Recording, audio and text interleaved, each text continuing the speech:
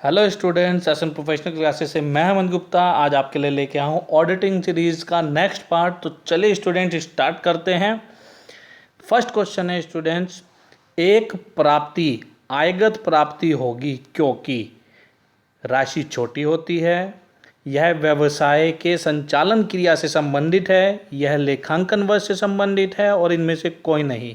Question repeat कर रहे हैं। A receipt is a revenue receipt because the amount is small, it relates to the routine business, it is received in the accounting year और none of the above. तो students ध्यान रखेंगे, a receipt is a revenue receipt because it relates to the routine business. क्या कह रहा है? एक प्राप्ति आयकर प्राप्ति होगी क्योंकि यह व्यवसाय के संचालन क्रिया से संबंधित है। ऑप्शन नंबर बी इसका करेक्ट आंसर होगा। चलिए जानते हैं अपना नेक्स्ट क्वेश्चन। नेक्स्ट क्वेश्चन है स्टूडेंट्स, एक प्राप्ति पूंजीगत प्राप्ति है। क्या कह रहा है? A receipt is a capital receipt because पूंजीगत प्राप्ति होने के लिए क्या जरूरी है कि पूंजीगत प्राप्ति के लिए क्यों जरूरी है? ये एक प्राप्ति जो है पूंजीगत प्राप्ति क्यों है? क्या कह रहा है कि a receipt is a capital receipt because it is related to the fixed asset. यह स्थायी संपत्ति से संबंधित होती है, इसलिए ये पूंजीगत प्राप्ति है ना। एक प्राप्ति पूंजीगत प्राप्ति है। चलिए अब नेक्स्ट क्वेश्चन जानते हैं स्टूडेंट्स। नेक्स्ट क्वेश्चन है, एक हानि पूंजीगत हानि है क्योंकि यह आकस्मिक कारणों से उत्पन्न होती है, इसका आशय पूंजीगत आहरण से है, यह लेखांकन वर्ष से संबंधित है और यह स्थायी संपत्ति से संबंधित है। तो स्टूडेंट्स क्या कह रहा है question? A loss is a capital loss because it relates to the fixed assets. जब बेटा आपसे एक प्राप्ति पूंजीगत प्राप्ति हमारी कौन सी है? पूंजीगत मेन है। कैपिटल नेचर कब कहलाएगी? जब वो फिक्स्ड एसेट से संबंधित होगी। तो सेम वे में यहाँ पर हानि के बारे में बात कर रहा है, तो एक हानि पूंजीगत हानि कब होगी? जब यह स्थायी संपत्ति से संबंधित है। तो ऑप्शन नंबर डी इसका करेक्ट आंसर होगा। चलिए अब जानते हैं अपने नेक्स्ट क्वेश्चन के बारे में। तो स्टूडेंट्स नेक्स्ट क्वेश्चन है, निम्न में से कौन सा अंकेक्षण का लाभ नहीं है? निम्न में से कौन सा अंकेक्षण का लाभ नहीं है? स्वामी को संतुष्टि प्रदान करता है, ऋण लेने में सहायक है, लागत भार कम करता है, गलती और कपट को प्रकट करता है। तो क्वेश्चन रिपीट कर दे रहे हैं। One of the following is not an advantage of audit. Audit की एडवांटेज क्या नहीं है? तो स्टूडेंट्स क्या कह रहा है कि कौन सा अंकेक्षण का लाभ नहीं है? अंकेक्षण करने से हमें ऑडिटर्स को अपॉइंट करना पड़ता है और ऑडिटर जिसे भी अपॉइंट करोगे आप उसको चार्ज भी हो, फीस भी लेगा। तो इससे क्या होगा कि इससे लागतों में वृद्धि होगी, ना कि कमी होगी। यहाँ पे कह रहा है कि लागत भार कम करता है और हमारे को कह रहा है लाभ नहीं है, इससे कॉस्ट बढ़ती है।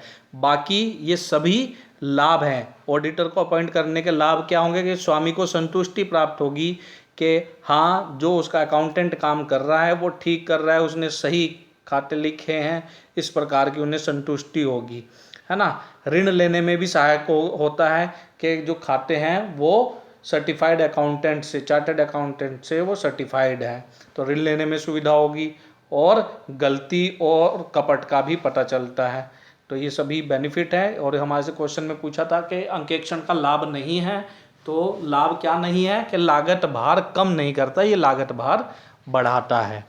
तो चलिए नेक्स्ट क्वेश्चन जानते हैं स्टूडेंट्स। नेक्स्ट क्वेश्चन है, निम्न में से क्या अंकेक्षण प्रक्रिया का हिस्सा नहीं है? क्या कह रहा है? विच of the following is not a part of the process of auditing. First option दिया है आर्थिक चिट्ठा, लाभ हानि खाता तैयार करना, है ना। दूसरा है लेखा पुस्तकों की प्रविष्टियों के समर्थन के प्रमाणों का परीक्षण करना। नेक्स्ट पॉइंट है इसमें दिया हुआ संस्था के अधिकारियों और कर्मचारियों से स्पष्टीकरण हेतु मंत्रणा और अंकेक्षण रिपोर्ट तैयार करना। जैसा कि स्टूडेंट्स आपने ऑप्शन पढ़ के भी आपको पता चल गया होगा इस क्वेश्चन का करेक्ट आंसर क्या है। तो एक बार क्वेश्चन रिपीट कर दे रहे हैं क्या कि which of the following is not a part of the process of auditing, preparation of the balance sheet and profit and loss account. फिर नेक्स्ट है examination of vouchers supporting various entries in the books of accounts.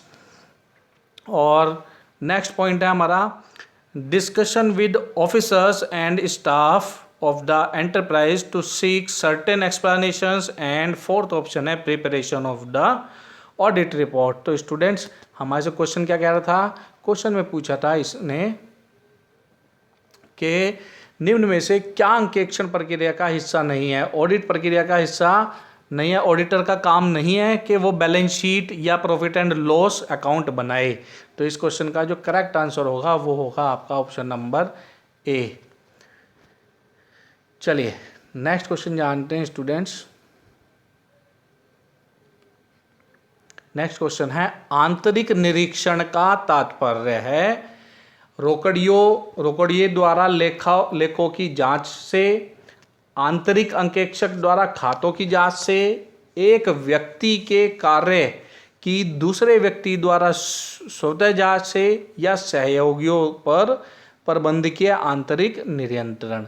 तो question repeat कर दे रहे हैं students. Question कह रहा है internal checks refers to checking of records by the cashier, checking of accounts by the internal auditors, checking of works of one person by another automatically, or managerial control internally over the subordinates। तो students internal checks किसे refer करता है, internal check refer करता है checking of works of one person by another person. क्या कि आंतरिक निरीक्षण एक व्यक्ति के कार्य की दूसरे व्यक्ति के द्वारा जांच को कहता है। इसको बोलते हैं, इसकी वजह से क्या होगा, इससे क्या होगा कि आपको इंटरनल ही अपने सिस्टम की खामियों का पता चलेगा कि कहाँ पे गलती हो रही है, उसे सुधारने में मौका मिलेगा। तो चलिए नेक्स्ट क्वेश्चन जानते हैं। नेक्स्ट क्वेश्चन है आंतरिक अंकेक्षण का उद्देश्य है to object internal audit is. क्या कह रहा है, आंतरिक अंकेक्षण का उद्देश्य क्या है, objective of internal audit is to prevent error and frauds, to detect error and frauds, to improve financial control और ऑल द अबव। तो स्टूडेंट्स आंतरिक अंकेक्षण का उद्देश्य है त्रुटि और कपटों की रोकथाम करना, त्रुटि और कपटों का पता लगाना और उनकी रोकथाम करना, और वित्तीय नियंत्रण में सुधार लाना। उपरोक्त सभी आंतरिक अंकेक्षण के उद्देश्यों में शामिल होते हैं। ऑप्शन नंबर डी इसका करेक्ट आंसर होगा। तो चलिए नेक्स्ट क्वेश्चन जानते हैं स्टूडेंट्स। नेक्स्ट क्वेश्चन है परीक्षण जांच का तात्पर्य है, हमारे को बताना है test checking refers to testing of accounting records, testing of honesty of employees, intensive checking of a selected number of transactions और checking of all transaction recorded। तो परीक्षण जांच का तात्पर्य स्टूडेंट्स चुने हुए लेन देनों की गहन जांच से होता है। ऑप्शन नंबर सी इसका करेक्ट आंसर होगा। चलिए नेक्स्ट क्वेश्चन जानते हैं स्टूडेंट्स। नेक्स्ट क्वेश्चन है परीक्षण जांच को नहीं अपनाना चाहिए क्रय बही के लिए, विक्रय बही के लिए, स्टॉक बही के लिए या रोकड़ बही के लिए। क्वेश्चन रिपीट कर दे रहे हैं test checking should not be applied to purchase book, sales book, stock book और कैश बुक। तो स्टूडेंट्स ध्यान रखेंगे परीक्षण जांच को रोकड़ बही के लिए नहीं अपनाना चाहिए, रोकड़ बही के लिए नहीं अपनाना चाहिए। क्या कह रहा है कि test checking should not be applied to the cash book, cash book के लिए आपको रेगुलर चेकिंग करनी आवश्यकता है। इसमें टेस्ट चेकिंग में क्या था कि रैंडमली को कुछ ट्रांजैक्शन को चेक नहीं करेंगे, सभी ट्रांजैक्शन को चेक किया जाएगा। चलिए अब नेक्स्ट क्वेश्चन है हमारा नए साझेदार के प्रवेश के समय जो अंकेक्षण कराया जाता है उसे क्या कहते हैं, आकस्मिक अंकेक्षण, प्रमाप अंकेक्षण, आंशिक अंकेक्षण या अंतरिम अंकेक्षण। तो स्टूडेंट्स क्वेश्चन क्या कह रहा है audit which is done at the time of admission of a new partner is called casual audit, standard audit, partial audit और इंटरिम ऑडिट। तो ध्यान रखेंगे at the time of entering new partner casual audit is to be done, यानी कि आकस्मिक अंकेक्षण इस question का करेक्ट आंसर है। स्टूडेंट्स, वीडियो कैसा लग रहा है कमेंट बॉक्स में कमेंट करके जरूर बताइएगा, और यदि आप हमारे चैनल पर नए हैं और पहली बार वीडियो को देख रहे हैं तो चैनल को सब्सक्राइब करना ना भूलेगा, ताकि इसी प्रकार के अपडेट्स आपको टाइम टू टाइम प्राप्त होते रहें।